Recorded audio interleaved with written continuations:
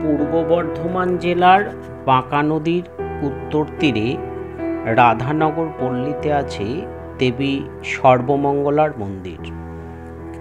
মনে করা হয় এটি বাংলার প্রথম নবরত্ন মন্দির। কথিত যে এই মন্দিরের বিগ্রহ প্রায় 1000 বছরের পুরানো। মা সর্বমঙ্গলাকে ভক্তি ভরে ডাকলে তিনি সকলের মনস্কামনা পূরণ করেন। তাই প্রতিদিন হাজার হাজার পুণ্যার্থী এই মন্দিরে মাতৃদর্শনে আসেন মনস্কামনা পূরণের উদ্দেশ্যে। শোনা যায় 1702 সালে মতান্তরে 1740 সালে বর্ধমানের মহারাজা কীর্তিচাঁদ এই মন্দিরটি তৈরি করেন। দেবী সর্বমঙ্গলার বিগ্রহটি কোষ্ঠী পাথর নির্মিত। দেবী অষ্টদশভুজা মহিষমর্দিনী মূর্তি এখানে সর্বমঙ্গলা নামে পূজিতা হন। মন্দিরের বিগ্রহ ও মন্দির নির্মাণ নিয়ে নানা জনশ্রুতি শোনা যায়। মন্দির প্রাঙ্গণে 5টি শিব মন্দির রয়েছে: রামেশ্বর, কমলেশ্বর, চিত্রেশ্বর, চন্দ্রেশ্বর ও মিত্রেশ্বর।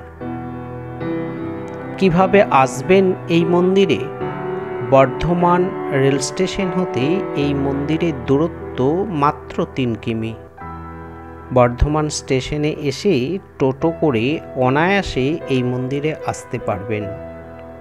টোটোতে ভাড়া 15 থেকে 20 টাকা করে নেয় মাথা পিছু। দুপুর 12টার পর মূল মন্দির বন্ধ হয়ে যায়, তবে ভক্তদের অন্নভোগ খাওয়ার পর 1টা থেকে 1:30টার মধ্যে মন্দিরের গেট বন্ধ হয়ে যায়, ফের খোলে বিকেল 4টেয়। এখানে অন্নভোগ খেতে চাইলে 9টা থেকে 10টার মধ্যে মন্দিরের অফিস থেকে কুপন সংগ্রহ করতে হয়। বর্ধমানে এলে আপনাদের ইচ্ছা হলে একবার এই মন্দির দর্শন করে যেতে পারেন। আরেকটি জনশ্রুতি শোনা যায় এই মন্দির সম্পর্কে। এখানে নাকি দেবীর নাভি পড়েছিল, তাই এটি নাকি সতীপীঠ। তবে এই জনশ্রুতি নিয়ে বেশ মতান্তর দেখা যায়। তবে যাই হোক, মা সর্বমঙ্গলা খুবই জাগ্রত দেবী। তিনি নাকি সকল ভক্তের মনস্কামনা পূরণ করেন যদি ভক্ত ভক্তি ভরে মাকে ডাকেন।